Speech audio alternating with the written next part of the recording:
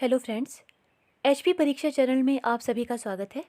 हमारा विषय है हिंदी साहित्य प्रश्न उत्तर श्रृंखला भाग 2। भारतीय आर्य भाषा का प्राचीनतम नमूना किस वेद में मिलता है? ऋग्वेद, सामवेद, यजुर्वेद या फिर अथर्ववेद? इसका सही उत्तर है ऑप्शन ए, ऋग्वेद। भारतीय आर्य भाषाओं को क्रमिक विकास की दृष्टि से कितने कालों में विभाजित किया गया है? 2, 4, 3 या 5? इसका सही उत्तर है ऑप्शन सी, 3। भारतीय आर्य भाषाओं को 3 कालों में विभाजित किया गया है: प्राचीन कालीन भारतीय आर्य भाषा, मध्यकालीन भारतीय आर्य भाषा और आधुनिक भारतीय आर्य भाषा। वैदिक साहित्य के अंग हैं संहिता, ब्राह्मण, उपनिषद या फिर ये सभी? इसका सही उत्तर है ऑप्शन डी, ये सभी।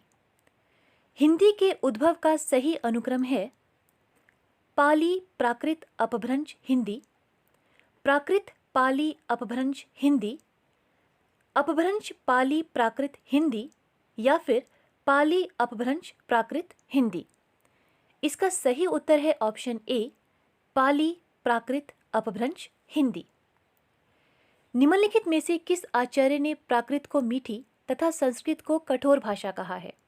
भरतमुनि, वररुचि, राजशेखर, हेमचंद्र।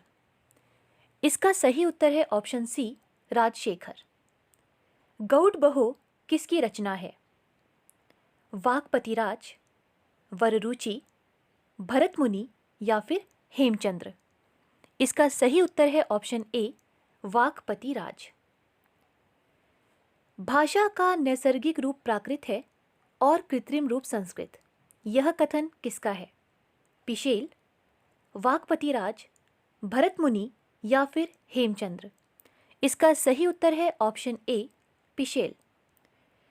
मध्यकालीन आर्य भाषा को सामान्यतः कहा जाता है प्राकृत, पाली, वैदिक संस्कृत या फिर अपभ्रंश? इसका सही उत्तर है ऑप्शन ए, प्राकृत। प्रकृति या मूल संस्कृत है और उससे जो आई है वह प्राकृत है, यह कथन है हेमचंद्र, पाणिनि, वाक्पतिराज या भरतमुनि? इसका सही उत्तर है ऑप्शन ए, हेमचंद्र। वज्जालंग के रचयिता हैं जयवल्लभ, वररुचि, हेमचंद्र या भरतमुनि? इसका सही उत्तर है ऑप्शन ए, जयवल्लभ। पैशाची के एक रूप को चूलिका पैशाची किसने कहा? हेमचंद्र, भरतमुनि, हरदेव बाहरी या वररुचि? इसका सही उत्तर है हेमचंद्र। पैशाची को भूत भाषा की संज्ञा किसने दी है? दंडी, हेमचंद्र, वररुचि या भरतमुनि? इसका सही उत्तर है ऑप्शन ए, दंडी। मागधी का अन्य नाम है गौड़ी, प्राकृत, अपभ्रंश या पाली? इसका सही उत्तर है ऑप्शन ए, गौड़ी। प्राकृत लक्षण के रचयिता हैं चंड, विश्वनाथ, भरतमुनि या हेमचंद्र? इसका सही उत्तर है ऑप्शन ए, चंड। साहित्यिक महत्व की दृष्टि से प्राकृत के प्रमुख भेद हैं 2, 4, 3 या 5? इसका सही उत्तर है ऑप्शन डी, 5। प्राकृत के 5 भेद हैं: शौरसेनी, अर्धमागधी, मागधी, महाराष्ट्री और पैशाची। अगला प्रश्न, प्राकृत प्रकाश किसकी रचना है? भरतमुनि, वररुचि, हेमचंद्र या स्वयंभू? इसका सही उत्तर है ऑप्शन बी, वररुचि। अवंती और आभीरी किस भाषा के स्थानीय नाम हैं? प्राकृत, पाली, अपभ्रंश या शौरसेनी? इसका सही उत्तर है ऑप्शन डी, शौरसेनी। प्राकृत अनुशासन में शौरसेनी और संस्कृत के मिश्रित रूप को क्या कहते हैं? टक प्राकृत, प्राकृत, आभीरी या अवंती? इसका सही उत्तर है ऑप्शन ए, टक प्राकृत। जैन आचार्यों ने किस भाषा को आर्ष, आर्षरी या आदि भाषा कहा? शौरसेनी, मागधी, अर्धमागधी या फिर पैशाची? इसका सही उत्तर है ऑप्शन सी, अर्धमागधी। अश्वघोष का संस्कृत नाटक शारिपुत्र प्रकरण किस भाषा में है? अर्धमागधी, शौरसेनी, प्राकृत या फिर पाली? इसका सही उत्तर है ऑप्शन ए, अर्धमागधी। विश्वनाथ ने किस भाषा को चरों, सेठों और राजपुत्रों की भाषा कहा है? शौरसेनी, मागधी, अर्धमागधी या फिर पाली? इसका सही उत्तर है ऑप्शन सी, अर्धमागधी। बिहारी हिंदी की बोलियों का विकास किससे हुआ?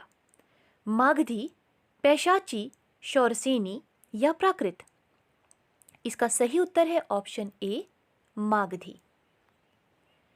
वाहिकी, ढक्की, शाबरी, चांडाली, शाकरी किस भाषा के जातीय रूप हैं? मागधी, अर्धमागधी, शौरसेनी या महाराष्ट्री? इसका सही उत्तर है ऑप्शन ए, मागधी। गौड़ी किस भाषा का अन्य नाम है? पैशाची, मागधी, अर्धमागधी या शौरसेनी? इसका सही उत्तर है मागधी। किस भाषा को शौरसेनी का विकसित रूप माना जाता है?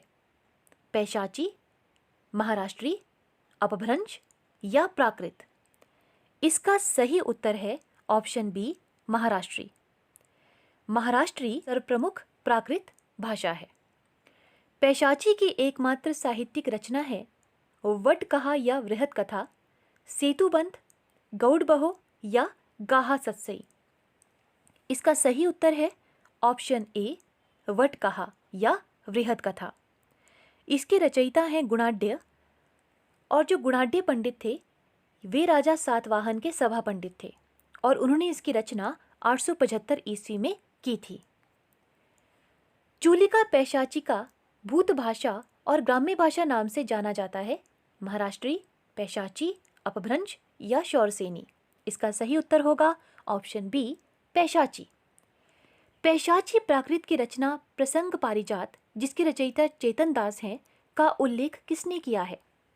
हजारी प्रसाद द्विवेदी, रामचंद्र शुक्ल, नामवर सिंह या हरदेव बाहरी? इसका सही उत्तर है ऑप्शन ए, हजारी प्रसाद द्विवेदी। पैशाची भाषा की एक बात और है, इस भाषा में सघोष व्यंजनों के स्थान पर अघोष ध्वनियां प्रयुक्त होती हैं। प्राकृत की किस अवस्था को अपभ्रंश या अवहट कहा जाता है? प्रथम, द्वितीय, तृतीय या इनमें से कोई नहीं? इसका सही उत्तर है ऑप्शन सी, तृतीय। मध्यकालीन आर्य भाषा के 3 भाग हैं। इसका प्रथम भाग को बोलते हैं पाली, दूसरा है प्राकृत और तीसरा है अपभ्रंश। अगला प्रश्न, अपभ्रंश शब्द का सबसे पहले उल्लेख किसने किया? वररुचि, पाणिनि, स्वयंभू या पतंजलि? इसका सही उत्तर है ऑप्शन डी, पतंजलि। यदि पूछा जाए कि सबसे पहले अपभ्रंश नाम का उल्लेख किसने किया, तो सबसे पहले अपभ्रंश नाम का उल्लेख चंड ने किया था। जो चंड थे वो प्राकृत के व्याकरणाचार्य थे, तो दोनों में फर्क है। मध्य भारतीय आर्य भाषा का अंतिम रूप है अपभ्रंश, पाली, प्राकृत या संस्कृत? इसका सही उत्तर है ऑप्शन ए, अपभ्रंश। व्याडी और पतंजलि ने अपभ्रंश शब्द का प्रयोग किस अर्थ में किया है? भाषा के अर्थ में, संस्कृत के मानक शब्दों से भिन्न भ्रष्ट और अशुद्ध शब्दों के अर्थ में, साहित्य के अर्थ में या फिर उद्दंडता के अर्थ में? इसका सही उत्तर है ऑप्शन बी, संस्कृत के मानक शब्दों से भिन्न भ्रष्ट और अशुद्ध शब्दों के अर्थ में, क्योंकि अपभ्रंश का जो शाब्दिक अर्थ है वो है बिगड़ा हुआ। अपभ्रंश शब्द है तत्सम, तद्भव, देशज या विदेशी? इसका सही उत्तर है ऑप्शन ए, तत्सम। इनमें से कौन सा शब्द तद्भव नहीं है? अवहट, अपभ्रष्ट, अवहंस या अवभ्रंश? इसका सही उत्तर है ऑप्शन बी, अपभ्रष्ट। भाषा के अर्थ में अपभ्रंश शब्द का सर्वप्रथम प्रयोग मिलता है 4वीं शती में, 5वीं शती में, 6ठी शती में या फिर 7वीं शती में? इसका सही उत्तर है ऑप्शन सी, 6ठी शती में। अपभ्रंश भाषा के प्राचीनतम उदाहरण निम्न में से किस ग्रंथ में मिलते हैं? रामसिंह कृत पाहुड़ा दोहा में, धर्मसूरी कृत जम्बूस्वामी रासा में, कालिदास कृत विक्रम उर्वशीयम में या फिर भरत मुनि कृत नाट्यशास्त्र में? इसका सही उत्तर होगा ऑप्शन डी, भरत मुनि कृत नाट्यशास्त्र में। बांग्ला का विकास अपभ्रंश के किस रूप से हुआ है? मागधी, ब्राचड़, महाराष्ट्री या फिर शौरसेनी? इसका सही उत्तर होगा मागधी, ऑप्शन ए। दोहा कोश के रचयिता हैं गोरखनाथ, कण्हपा, सरहपा या फिर लुइपा? इसका सही उत्तर है ऑप्शन सी, सरहपा। चरित काव्य सर्वाधिक किस रास साहित्य में रचे गए?